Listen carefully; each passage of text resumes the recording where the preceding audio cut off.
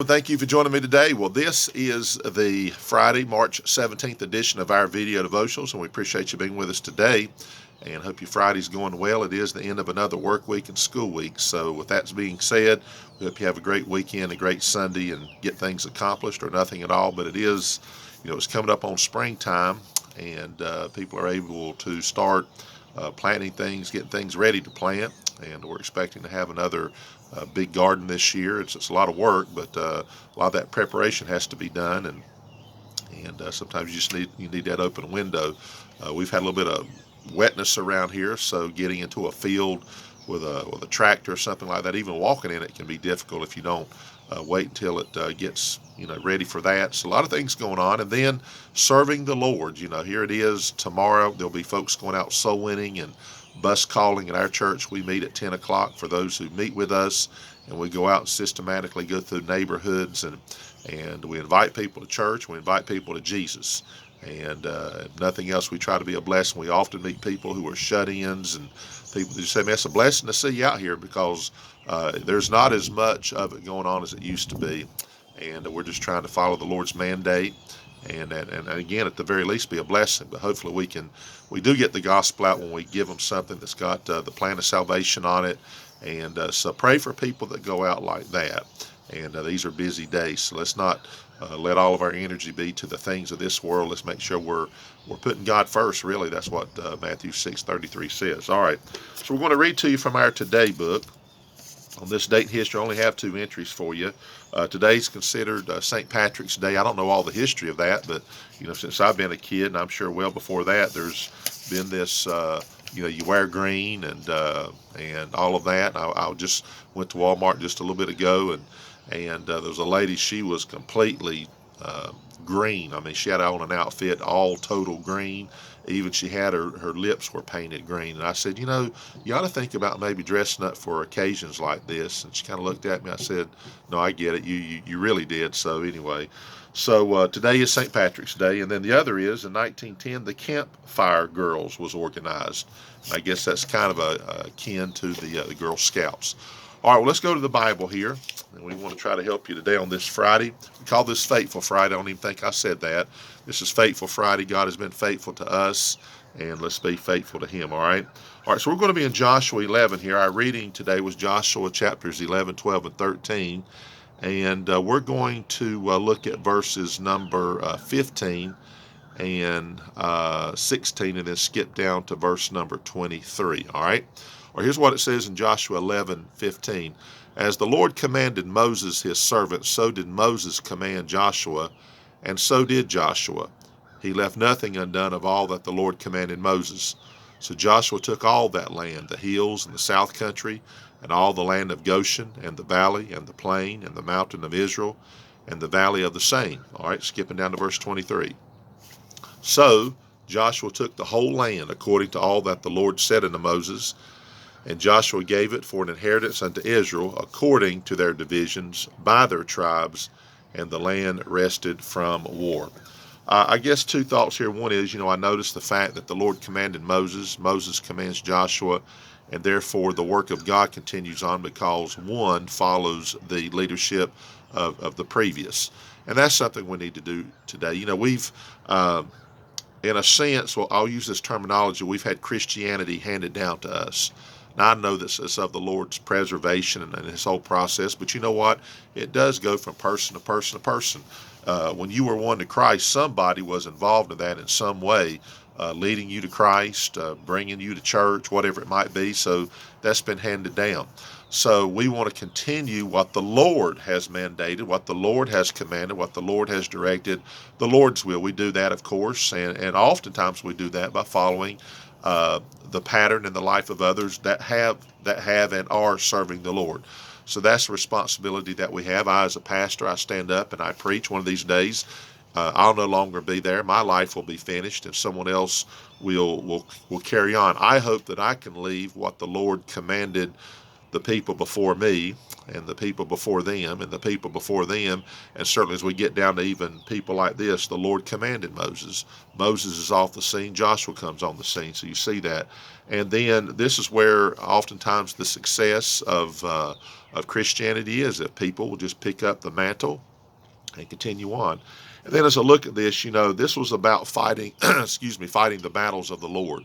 And we owe it to the next generation to fight the battles that God has for us. There are things that we hand to them as an inheritance here, for example.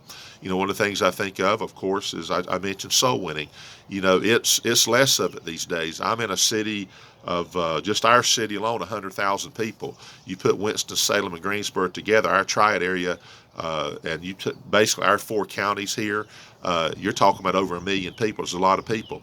Now, I'm not saying we're the only ones doing it, because someone who listens to this may say, well, you're not the only ones, and I'm not implying we are. But I will say this. When I've gone out, and we've gone out now since I've moved here and taken this church, there's very little of what I call soul winning going on, because you just don't see them. You think you'd see a lot of people. I see gospel tracts left at places. I think that's a good thing. Now, I'm talking about the door-to-door, going in all the world to preach the gospel to every creature, that mindset. That's why we do what we do. Now, some people say it's a waste of time and, where's all your results and all of that? There are results. We've got people in our church at this point right now that are there because we went out and knocked on their door, and they came to church, and they come every week. But that's beside the point. It's not about building a church on just inviting people to church. It's about going out, and really the most important thing is getting the gospel out. So I'm trying to hand that to the people that will follow me, and we need people that will pick that up. And to be honest with you, it's a battle that you fight. There's a battle where people will, just by not participating. You can imagine people in this day, if they say, I don't want to fight, I don't think it's worth it, or I'll let somebody else do it. And so, we want to give something to the next people that is of God. It's a godly inheritance. I'm looking at my Bible here. That's the King James Bible. Some people, they say, oh, that King James Bible, that old 1611, like somehow we're stuck in an era where it's got to be something old or it's not good. No, it's different when it comes to the Bible. You could take any book of that era, let's just say, of the 17th century or any of the centuries previous to us. You can say, well, I like it because it's old. I like old things. I'm looking at some things here that are antique here.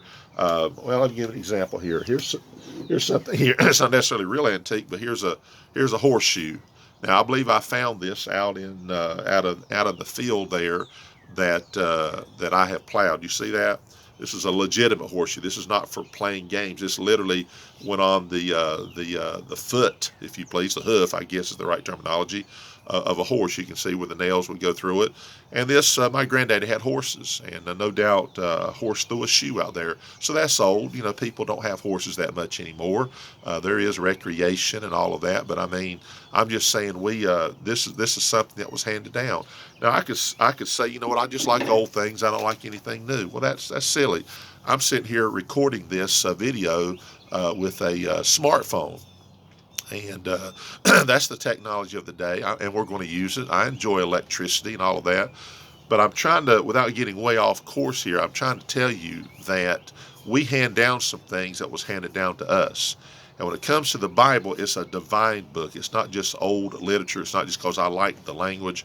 This is the Word of God, and it's the Word of God that was used in this nation.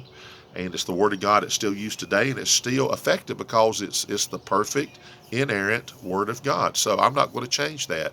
And I have to fight for that position. You'd be surprised, people that would not even attend a church because all they use is the King James Bible, because they get labeled as, oh, you're one of those kind, and or you're stuck in an era, or you're stubborn about stuff like that. No, it's not about being stubborn. If God was giving us new books of the Bible every week, every day, then you know what? I'd be right there with it. You come to our church, we've got technology there that we use that's not old at all. But the point is, we're preaching the gospel message, not because it's old-timey, not because it's old-fashioned, not because we're trying to, keep the old-time religion going. We're trying to say, hey, God gave people the message, and God gave people even the means, the different things to do what they do, and we're going to keep handing that down. And so we have an inheritance to give to the people before us. The young people deserve to have that which God gave us, is all I'm saying. So we're going to stop there, and I hope you understand what I'm saying. Thank God for Joshua, who followed the leadership of Moses, and Moses, who followed the leadership of God. If we're following the leadership of God, and people are doing that, then you follow them. You look at their example, and you pray for them and uplift them and help them, and you get in the battle yourself, and give an inheritance to the people that will come after us. I know the Lord could come tomorrow and it'll all be done, but I don't know that. I'm sure the people in my day, when they said the Lord's coming back, and I thought as a kid, I'll never become an adult. Well, I am an adult. I'm 58 years old now, and I don't know when the Lord's going to come back. He could come back today. There's nothing that stops him from doing that. But here we are, and let's hand the inheritance to the people that will come after us, and it is of the Lord. That's the most important thing about that. So have a great day. We'll see you on Monday, Lord willing, as we'll pick it up again. And a marvelous Monday. Hope you stay safe this weekend and Sunday, and healthy, and have a great day.